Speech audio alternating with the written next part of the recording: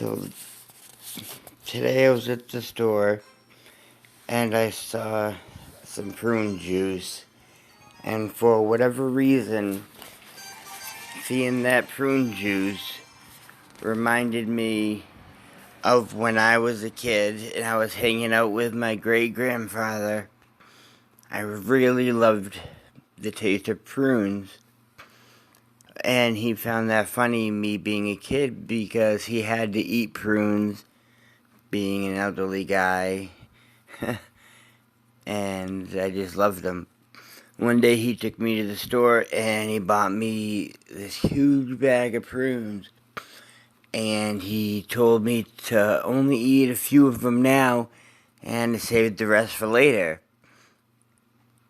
And obviously, being a kid, I did not listen to him and went about eating the whole bag of prunes.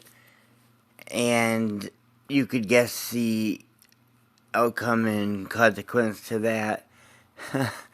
I remember him laughing and told my mother, he's like, he's gonna have a fun time on the toilet later today. And I was thinking, I'm like, oh my god, I didn't get it. And I didn't think to ask until after the fact. I'm like, how did he know I would get the diarrhea? And then she told me about prunes and what they do and all that stuff. And I still liked prunes. I just never ate them in that large of quality again. Or quantity again. My great-grandfather was one marvelous guy, I thought, growing up. He was the epitome of a man. He was what I thought a man should be like. He was tough, independent. He had lost his wife quite some time ago and never really got over it, which kind of stunk. I never got a chance to meet her. She had passed well before my time, or just about the time I was born. So if I did see her, I don't remember her. I just hear good stories about her, which I believe because he was a good man. And I just assumed a good man would be with a good woman. He just looked like an old man too, but he looked so tough. I remember in Christmas time when I'd see him, he'd do something, he'd say it was a magic trick.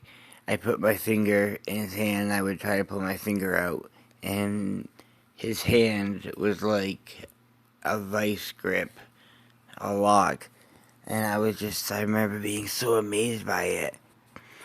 But like, he had worked his whole life. He was on the police department. I think he was the police chief. He was on the fire department in the town. He did a lot of stuff for the town and was a big figure in the town for a while.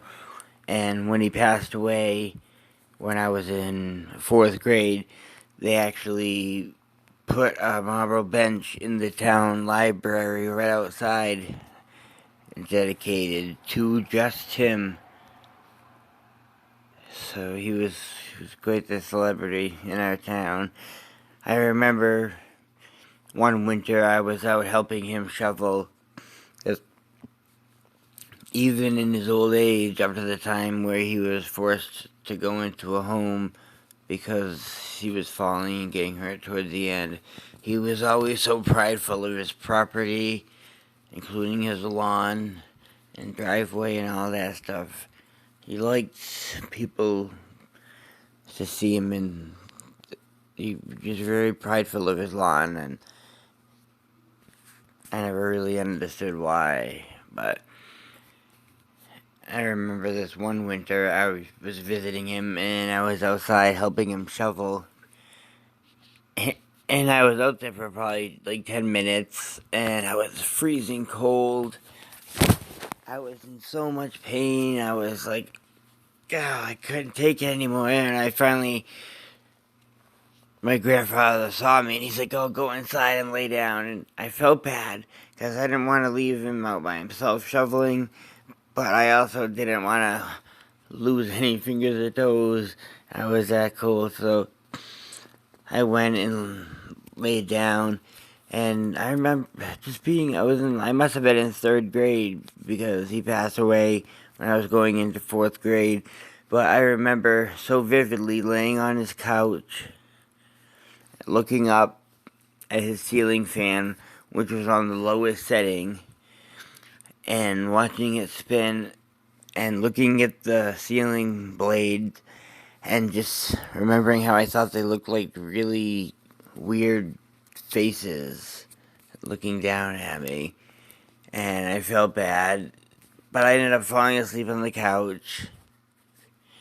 And I remember when my mom came to pick me up, she asked how he was doing, and he said he helped a lot, which I didn't, but whatever. And he said I went in towards the end and stayed out with him the whole time, which I don't know why he said that. Maybe my mom wanted me to stay out with him the whole time, but I didn't. I was cold. And just like a lot of my memories of being younger, my good ones anyway, involve my grandfather. But one bad one that I remember very, very much, I was in probably first, second grade. I was at my grandfather's house on its table, drawing, just like a kid, drawing simple things. And I don't know if I sneezed or just put my head down really quick, but somehow that pencil went into my eye. And I remember my mom freaking out, my grandfather trying to calm her down, telling her it's okay, we just gotta get him to the doctor, don't take it out, because she wanted to just rip it out. I can see that now, her just pulling it out and my eyeball coming out with it. She'd probably freak out. But I remember after we were leaving her house, leaving his house with my mom kind of holding me with my pencil sticking out of my eye. My grandfather drives us, and we went to the hospital, and they took it out and whatever. I had to wear a pirate patch for a while after that, but somehow I lucked out and didn't ever lose any vision or have any permanent damage or anything like that. So I had gotten it just in the whites, but just enough to go into stay, but not enough to do any scarring or any permanent damage. But I remember so many things about him. He was my idol. I looked up to him. Every Monday night, he would come over to my house, my parents' house, and watch Monday Night Raw, which used to be WWF, is now WWE. But that would be the highlight of my week. I'd be like, oh, I can't wait for Grandpa to come over. I can't wait for Grandpa to come over. And we'd just come over, and I just remember we would sit and talk about it, because wrestling was something that I knew very much about, and so did he. So that was the one common ground that we had, and I was, you know how kids are, especially young boys with wrestling, they know their stats, and who they fought, what belts they have, so it was nice to be able to talk to my grandfather about that and see him actually engage back in a conversation with me as I were his equal. But I know my grandfather looked at me as a kid because I was a kid and he was a very much responsible adult. But I think he knew I liked him like friends. We were that close. And I think he knew that he was my favorite person in the world. up to when he died. When he passed away was the saddest moment of my life. We knew he was sick and in the hospital, but I had never experienced death before. I didn't know anything about it. I knew about people dying, and I knew things died, and I had cats that died, but I never had a person die to me, especially somebody so close as me and my grandfather were. So I remember we were at we were at my other grandparents' house, my regular grandparents, different side of the family, and my dad got a call there, and we left. And I remember on the car ride back, I asked him, "Hey, are we gonna visit Grandpa today at the hospital?" He didn't answer me, so I'm like, "Oh, okay." So I just let it go. Then we got home, and I walked in, and as soon as I walked in, my mother told me, and I immediately started bawling.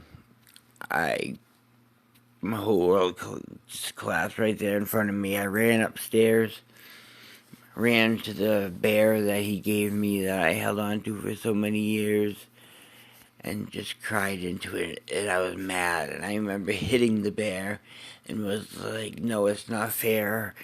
I'm so young. I wanted to have so much more time with him, and you know, it's not fair. But life isn't fair." Anyways, I hope you liked my story. Like and subscribe if you like this, and yeah, that's pretty much it. Like and subscribe for more videos of this content, and we just do a bunch of various kind of content, so check it out. If you want me to do more of these, just leave a comment below saying you like this kind of stuff, and I'll do more of these. It's a newer channel, so we're just trying to get our footing. I think we got 22 subscribers right now, so we'll see how it goes. I'm just having fun doing this. It's me and my nephew doing this channel as a side product, but I'm glad we're doing it. Even if we have one subscriber, that means one person is interested in what we're doing and likes what we're doing. So I'm going to keep doing this with him. And while I was talking, I just forgot that I was playing a game, but it's okay. I think we're going to win anyway. Alright, take care, guys.